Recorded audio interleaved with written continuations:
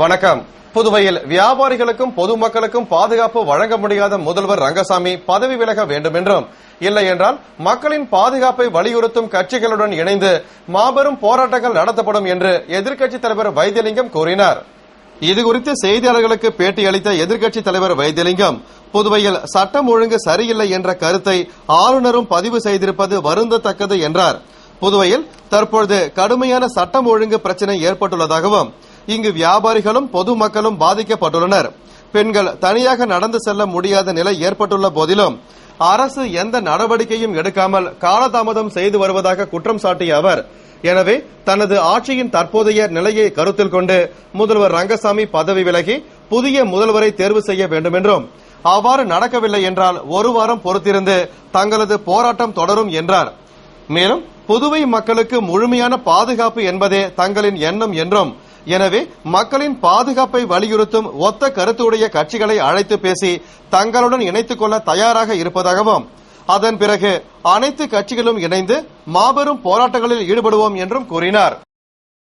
புதுவையில் சட்டம் ஒழுங்கு பற்றி காவல்துறை உயர் அதிகாரிகளுடன் முதல்வர் ரங்கசாமி ஆலோசனை நடத்தினார். புதுவையில் சட்டம் ஒழுங்கு பிரச்சினை குறித்து ஆளுநர் வீரேந்திர கட்டாரியா செய்தியாளர்களிடம் பரபரப்பு பேட்டியளித்தார். மேலும் சென்னை உயர்நீதிமன்றம் மாவட்ட கலெக்டர் புதுவை சட்டம் ஒழுங்கு குறித்து அறிக்கை தாக்கல் செய்ய வேண்டும் என்று அரசுக்கு உத்தரவிட்டது. மற்றும் பல்வேறு தரப்பினரும் புதுவையில் குற்றங்கள் அதிகரித்து வருவதாகவும், சட்டம் ஒழுங்கு நிலைநாட்ட அரசு கடும் நடவடிக்கை எடுக்க வேண்டும் என்று வலியுறுத்தி வருகின்றனர். இத்தகைய சூழலில் காவல்துறை உயர் அதிகாரிகளுடன் முதல்வர் ரங்கசாமி ஆலோசனை கூட்டம் நடத்தினார். காவல்துறை டிஐஜி சுக்லா மற்றும் உயர் அதிகாரிகள் கலந்து கொண்ட கூட்டத்தில் புதுவையில் சட்டம் ஒழுங்கு நிலைநாட்டுவது குறித்தும், ரவுடிகளை ஒடுக்க எடுக்க வேண்டிய நடவடிக்கைகள் குறித்தும் ஆலோசனை நடத்தினார். மற்றும் குற்றவாளிகள் மீது கடும் நடவடிக்கை எடுக்கும்படியும் ரோந்து பணியினை தீவிரப்படுத்தும்படியும் உத்தரவிட்டார். சேவை வரியை தாமாகவே முன்வந்து செலுத்துபவர்களுக்கு வட்டி மற்றும் அபராதத்திலிருந்து விலக்கு அளிக்கப்படும் என்று சேவை வரி குறித்த கருத்தரங்கில் மத்திய அரசின் சிறப்பு செயலர் ஷீலா சங்வான் தெரிவித்தார். புதுவை தனியார் ஓட்டலில் கலால் மற்றும் சேவை வரி சார்பில் சேவை வரி குறித்த சிறப்பு கருத்தரங்கு கலால் மற்றும் சேவை வரித்துறை புதுவை ஆணையர் நிரஞ்சன் தலைமையில் அதிகாரிகள் முன்னிலையில் நடைபெற்றது.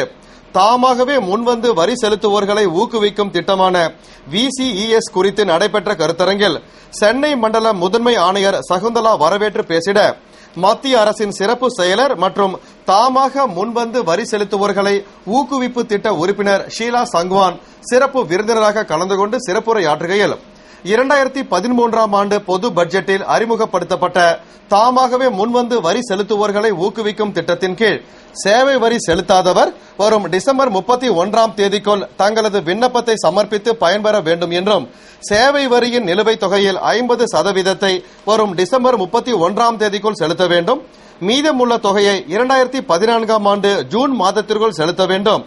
இதன் மூலம் வட்டி, அபராதம் மற்றும் இதர விளைவுகளிலிருந்து வரி செலுத்துவோருக்கு விலக்கு அளிக்கப்படும் என்று பேசினார். இந்நிகழ்ச்சியில் கலால் துறை சேவை வரி அதிகாரிகள் கலந்து கொண்டனர். புதுவை இந்திய ஆயுள் காப்பீட்டுக் கழகத்தின் 57வது ஆண்டு விழாவில் சிறப்பு விருந்தினராக முன்னாள் நகரமன்ற துணைத் தலைவர் ஜான்குமார் பங்கேற்று வாழ்த்துரை வழங்கினார். இந்திய ஆயுள் காப்பீட்டுக் கழகத்தின் 57வது ஆண்டு விழா புதுச்சேரி நேரடி வணிக கிளையில் சிறப்பாக கொண்டாடப்பட்டது. 1956ஆம் ஆண்டு துவக்கப்பட்ட இந்த நிறுவனம் தற்பொழுது 15 லட்சம் கோடி ரூபாய் மதிப்பிலான சொத்துக்களையும் 14 லட்சம் கோடி ரூபாய் அளவிற்கு சிறப்பான நிதி ஆதாரத்துடன் விளங்கி 29 கோடிக்கும் மேலான தனிநபர் பாலிசிதாரர்களும் 11 கோடிக்கும் மேலான குழு காப்பீட்டு திட்ட பாலிசிதாரர்களுக்கும் சேவை புரிந்து வருகிறது. இத்தகைய சிறப்பு மிக்க நிறுவனத்தில் 57ஆம் ஆண்டு விழாவினை முன்னிட்டு கடற்கரை சாலையில் நடைபயிற்சி சென்றவர்களுக்கு உடல் எடை மற்றும் உயர விகித குறியீடு மற்றும் ரத்த அழுத்த அளவு ஆகியவையும் பரிசோதித்து தெரிவிக்கப்பட்டது. மற்றும் பள்ளி குழந்தைகளுக்கு போட்டிகள் நடத்தப்பட்டு அதற்கான பரிசளிப்பு விழா நடந்தது. விழாவில் சிறப்பு விருந்தினராக முன்னாள் நகரமன்ற துணைத் தலைவர் ஜான்குமார் கலந்து கொண்டு ஆயுள் காப்பீட்டுக் கழகத்தின் சேவைகளை பாராட்டி வாழ்த்துரை வழங்கினார். மற்றும் போட்டியில் வெற்றி பெற்ற குழந்தைகளுக்கு பரிசுகள் வழங்கி பாராட்டினார். தொடர்ந்து சிறப்பு அழைப்பாளர்களாக கலந்து கொண்ட லாஸ்பேட்டை மாருதி மேல்நிலைப் பள்ளி இயக்குநர் சத்யா கிளையின் வணிக செயற்பணியாளர்களுக்கு பரிசுகள் வழங்கி கௌரவித்தார்.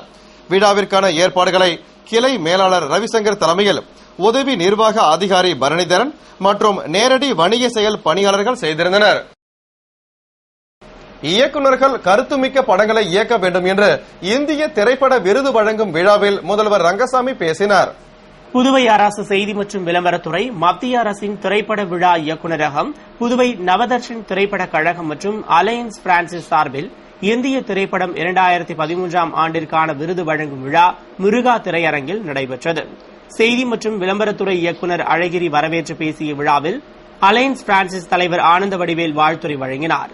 மாவட்ட ஆட்சியர் தீபக்குமார் முன்னிலையில் நடைபெற்ற விழாவில் வாகை சூடவா திரைப்படத்தின் இயக்குநர் சர்க்குணத்திற்கு சிறந்த திரைப்படத்திற்கான விருதினை முதல்வர் ரங்கசாமி வழங்கி பேசுகையில், கடந்த 30 ஆண்டுகளாக சிறந்த திரைப்பட விருது வழங்கும் விழா நடைபெற்று வருவதாகவும், சினிமா மூலம் மக்களுக்கு பயனுள்ள நல்ல கருத்துக்களை கொண்டு செல்ல முடியும். எனவே திரைப்படத்தின் கதை மக்களை கவரும் வகையிலும் ஒரு செய்தியை வெளிப்படுத்தும் வகையிலும் படத்தை இயக்குநர்கள் இயக்க வேண்டும். சில படங்கள் திரையரங்குகளில் சரியாக ஓடாது என்றாலும் அந்த படத்திற்கு விருது கிடைக்கும் என்றார். மேலும் திரைப்பட விருது 50,000 ரூபாயிலிருந்து 1 லட்சமாக உயர்த்தி வழங்கப்படுகிறது. கலைஞர்களை ஊக்குவிக்கும் வகையில் விருதுகள் வழங்கப்பட்டு வருகிறது என்றும், நல்ல கருத்துள்ள படங்களை இயக்குநர்கள் இயக்க வேண்டும் என்று பேசினார். சுவாமி விவேகானந்தரின் 150வது பிறந்த நாளை அரசு சார்பில் கொண்டாட வேண்டும் என்று பாரதிய ஜனதா கட்சி மாநில இளைஞரணி செயற்குழு கூட்டத்தில் தீர்மானிக்கப்பட்டது. புதுவை பாரதிய ஜனதா கட்சியின் மாநில இளைஞரணி செயற்குழு கூட்டம் கட்சி தலைமை அலுவலகத்தில் நடந்தது. கூட்டத்தில் கட்சியின் தமிழ் மாநில பொதுச் செயலாளர் ஆடிட்டர் ரமேஷ் மறைவிற்கு 1 நிமிடம் மௌன அஞ்சலி செலுத்தப்பட்டு இரங்கல் தீர்மானம் நிறைவேற்றப்பட்டது. தொடர்ந்து நாளுக்கு நாள் புதுவையில் அதிகரித்து வரும் சமூக குற்றங்களை ஒடுக்க தவறிய புதுவை அரசை கண்டித்தும், சுவாமி விவேகானந்தரின் 150வது பிறந்த நாளை அரசு சார்பில் விழாவாக கொண்டாட வேண்டும், கடற்கரை அருகில் சுவாமி விவேகானந்தருக்கு முழு உருவ சிலையுடன் கூடிய தியான மண்டபம் கட்டவும், 100 அடி சாலைக்கு விவேகானந்தரின் பெயர் சூட்டவும் மாநில நிர்வாகிகள் மற்றும் மாவட்ட தலைவர்கள் தொடர்ந்து புதுவை முழுவதும் உறுப்பினர்கள் சேர்க்கை முகாம் நடத்தி இளைஞரணியை மேலும் பலப்படுத்த வேண்டும் என்றும் தீர்மானம் நிறைவேற்றப்பட்டது. புதுவை பாரதி பூங்காவில் நடைபெற்ற கண்தான விழிப்புணர்வு பேரணியை டிஐஜி சுக்லா தலைமையில் ஜிப்மர் இயக்குநர் ரவிக்குமார் கொடியசைத்து துவக்கி வைத்தார். புதுவை ஜிப்மர் மருத்துவமனை, லயன்ஸ் கிளப் ஆஃப் பாண்டிச்சேரி ஆனந்தம் மற்றும் நாட்டு நலப்பணி திட்டம் சார்பில் கண்தான விழிப்புணர்வு பேரணி பாரதி பூங்காவில் துவங்கியது. பேரணியை காவல்துறை டிஐஜி சுக்லா தலைமையில் ஜிப்மர் இயக்குநர் டாக்டர் ரவிக்குமார் கொடியசைத்து துவக்கி வைத்தார். தொடர்ந்து லயன்ஸ் கிளப் மாவட்ட ஆளுநர் கணேஷ், தலைவர் பாலச்சந்தர், ஜிப்மர் மருத்துவர்கள் ரேணுகா சீனிவாசன், ரமேஷ் பாபு உள்ளிட்டோர் முன்னிலையில் புறப்பட்ட பேரணியை 400க்கும் மேற்பட்ட மாணவர்கள் பங்கேற்று கடற்கரை சாலை, பட்டேல் சாலை, அண்ணா சாலை, நேரு வீதி வழியாக சென்று கண்தான விழிப்புணர்வு குறித்த துண்டு பிரச்சுரத்தை பொதுமக்களுக்கு வழங்கி ஊர்வலமாக சென்றனர். நிறைவில் மாணவர்களுக்கு குளிர்பானம் மற்றும் பிஸ்கட் வழங்கப்பட்டது. புதுவை முன்னாள் ராணுவ வீரர்கள் லீகின் 8வது பொதுக்குழு கூட்டம் நடத்தப்பட்டு அனைவரின் குறைகளை கேட்டு நிவர்த்தி செய்யப்பட்டது. புதுவை சிவா விஷ்ணு மகாலில் முன்னாள் ராணுவ வீரர்கள் லீகின் 8வது பொதுக்குழு கூட்டம் நடைபெற்றது. முன்னாள் ராணுவ வீரர்கள் மற்றும் விதவைகள் கலந்து கொண்ட கூட்டத்தில் லீகின் நிர்வாகிகள் சங்கத்தின் செயல்பாடுகள் குறித்து எடுத்துரைத்தனர் மற்றும் கூட்டத்தில் பங்கேற்றவர்களிடம் குறைகள் கேட்டு நிவர்த்தி செய்யப்பட்டது. தொடர்ந்து ஓய்வூதியம் பற்றி விரிவாக விளக்கப்பட்டது. கூட்டத்திற்கான ஏற்பாடுகளை முன்னாள் ராணுவ வீரர்கள் லீகின் நிர்வாகிகள் செய்திருந்தனர். புதுவை லிங்காரெட்டிப்பாளையம் கூட்டுறவு சர்க்கரை ஆலையில் சாராய ஆலை அமைக்க முயற்சிக்கும் அரசின் முடிவை கைவிட வலியுறுத்தி சுமார் 10 கிராம மக்கள் போராட்டத்தில் ஈடுபட்டதால் பரபரப்பு ஏற்பட்டது. கடந்த ஆட்சி காலங்களிலும் புதுவை லிங்காரெட்டிப்பாளையம் கூட்டுறவு சர்க்கரை ஆலையில் சாராய ஆலை அமைக்க அப்போதைய அரசால் முடிவு செய்யப்பட்டு பின் விவசாய மக்களின் கடுமையான போராட்டங்களால் அம்முடிவு கைவிடப்பட்டது. இந்நிலையில் மீண்டும் தற்போதைய அரசு கூட்டுறவு சர்க்கரை ஆலையில் சாராய ஆலை அமைக்க முடிவு செய்திருப்பதாக அறிந்த ஆலையை சுற்றியுள்ள சுமார் 10 கிராம மக்கள் கோபமடைந்து திடீர் போராட்டத்தில் ஈடுபட்டனர். விவசாயத்தை நம்பியுள்ள 10 கிராம மக்களின் வாழ்வாதாரத்தை கருத்தில் கொண்டு கடந்த 20 வருடங்களாக போராட்டத்தின் மூலம் சர்க்கரை ஆலையில் சாராய ஆலை அமைக்கும் அரசின் முடிவை தடை செய்து வரும் நிலையில் கடற்கரை சாலையில் யாருக்கும் பாதிப்பு இல்லாமல் இயங்கி வந்த சாராய ஆலையை இயக்க நடவடிக்கை எடுக்காமல் விவசாயிகளின் வாழ்வாதாரத்தை கெடுக்கும் வகையில் தங்களின் உணர்வுகளை அரசு புரிந்து கொள்ளாமல் மீண்டும் சாராய ஆலையை சர்க்கரை ஆலையில் அமைக்கும் முடிவை எதிர்த்து கோஷங்களை எழுப்பியபடி விவசாய மக்கள் ஆர்ப்பாட்டத்தில் ஈடுபட்டனர்.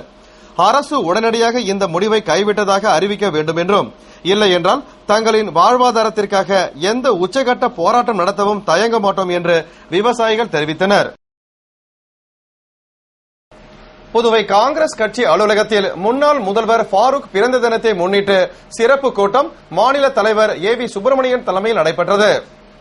புதுவை காங்கிரஸ் கட்சி அலுவலகத்தில் முன்னாள் முதலமைச்சர் அமரர் MOH ஃபரூக்கின் பிறந்தநாள் விழா கொண்டாடப்பட்டது.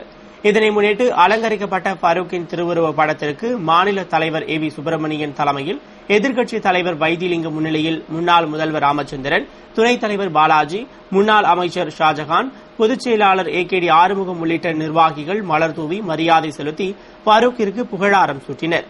விழாவில் பங்கேற்ற அனைவருக்கும் இனிப்பு வழங்கப்பட்டது. விழாவிற்கான ஏற்பாடுகளை காங்கிரஸ் நிர்வாகிகள் செய்திருந்தனர். கோரிக்கைகளை வலியுறுத்தி புதுவை BSNL ஊழியர்கள் தலைமை பொது மேலாளர் அலுவலகம் முன்பு கண்டன ஆர்ப்பாட்டத்தில் ஈடுபட்டனர். புதுவை BSNL ஊழியர்கள் ESI, EPE போன்ற சமூக நலத்திட்டத்தை முறையாக செயல்படுத்தி உரிய பங்கு தொகையை செலுத்திட வேண்டும், ESI, EPE கட்டாத ஒப்பந்ததாரர் மீது நடவடிக்கை எடுக்க வேண்டும், 10 வருடத்திற்கு மேல் பணியாற்றும் ஒப்பந்த ஊழியர்களை நிரந்தரம் செய்ய வேண்டும் உள்ளிட்ட கோரிக்கைகளை வலியுறுத்தி மாவட்ட தலைவர் சங்கரன் தலைமையில் மாவட்ட தலைவர் முருகையின் முன்னிலையில் கண்டன ஆர்ப்பாட்டத்தில் ஈடுபட்டனர். திரளான ஊழியர்கள் பங்கேற்று கோரிக்கையை வலியுறுத்திய ஆர்ப்பாட்டத்தில் மாவட்ட செயலர் சுப்பிரமணியன், உதவி தலைவர் கொளஞ்சியப்பன், செயலர் மகாலிங்கம் ஆகியோர் விளக்க உரையாற்றினர். அயல் நாடுகளிலிருந்து புதுவை மொழியியல் பண்பாட்டு ஆராய்ச்சி நிறுவனத்திற்கு தமிழ் பயில வந்த மாணவர்களுக்கு அமைச்சர் தியாகராஜன் சான்றிதழ் வழங்கி பாராட்டினார். புதுவை மொழியியல் பண்பாட்டு ஆராய்ச்சி நிறுவனத்திற்கு ஆண்டுதோறும் அயல் நாடுகளிலிருந்து ஆராய்ச்சி மாணவர்கள் வந்து தமிழ் கற்றுக்கொள்வார்கள். அதுபோன்று இந்த ஆண்டு ஜெர்மன் ஹைடல்பர்க் பல்கலைக்கழகத்திலிருந்து 4 பேரும், ஜெர்மனி டூபிங்கன் பல்கலைக்கழகத்திலிருந்து 3 பேரும், கனடா நாட்டு மெக்கிஸ் பல்கலைக்கழகத்திலிருந்து ஒருவரும், சீனாவின் பன்னாட்டு வானிலை நிலையத்தில் தமிழ் பிரிவில் பணியாற்றும் சீன பெண்மணி ஒருவரும் கடந்த ஜூலை மாதம் முதல் வாரம் புதுவை வந்து தமிழ் பயின்றனர். இந்நிலையில் தமிழ் பயின்ற இம்மாணவர்களுக்கு மொழியியல் பண்பாட்டு ஆய்வு நிறுவனத்தின் தலைவரும் கல்வி மற்றும் கலை பண்பாட்டுத்துறை அமைச்சருமான தியாகராஜன் சான்றிதழ் வழங்கி ஆர்வமுடன் தமிழ் மொழியின் நுணுக்கங்களை கற்று பல்வேறு கல்வி நிறுவனங்கள், கலை நிகழ்ச்சிகளுக்கு சென்று ஆய்வு மேற்கொண்ட அயல்நாட்டு மாணவர்களின் ஆர்வத்தை பாராட்டி வாழ்த்தி பேசினார். அப்போது கலை பண்பாட்டுத்துறை இயக்குநர் வளர்கண்ணன் உடனிருந்தார். நிகழ்ச்சிக்கான ஏற்பாட்டினை நிறுவன இயக்குநர் பக்தவச்சல பாரதி, மொழியியல் ஆசிரியர்கள் முனைவர் பரசுராமன், முனைவர் ரவிசங்கர் ஆகியோர் செய்திருந்தனர். புதிய ஓய்வூதிய திட்ட மசோதாவிற்கு எதிர்ப்பு தெரிவித்து புதுச்சேரி அரசு ஊழியர் சங்கங்களின் சம்மேளனம் சார்பில் கண்டன ஆர்ப்பாட்டம் நடைபெற்றது. புதுவை தலைமை தபால் நிலையம் முன்பு அரசு ஊழியர் சங்கங்களின் சம்மேளனம் சார்பில் புதிய ஓய்வூதிய திட்ட மசோதாவிற்கு எதிர்ப்பு தெரிவித்து கண்டன ஆர்ப்பாட்டம் சங்க தலைவர் சீதாராமன் தலைமையில் கௌரவ தலைவர் பாலமோகனன் முன்னிலையில் நடைபெற்றது. சம்மேளன நிர்வாகிகள் மற்றும் உறுப்பினர்கள் உள்பட பலர் கலந்து கொண்ட போராட்டத்தில் ஊழியர்கள் தங்கள் கோரிக்கைகளை வலியுறுத்தி கோஷங்கள் எழுப்பி ஆர்ப்பாட்டம் செய்தனர். நிறைவில் பொதுச் செயலாளர் பிரேமதாஸ் போராட்டக்காரர்கள் புதிய ஓய்வூதிய திட்ட மசோதாவில் ஊழியர்களுக்கு பாதுகாப்பு அம்சங்கள் மற்றும் உத்தரவாதம் இல்லை என்று எதிர்ப்பு தெரிவித்தனர். இத்துடன் செய்திகள் நிறைவடைந்தன. வணக்கம்.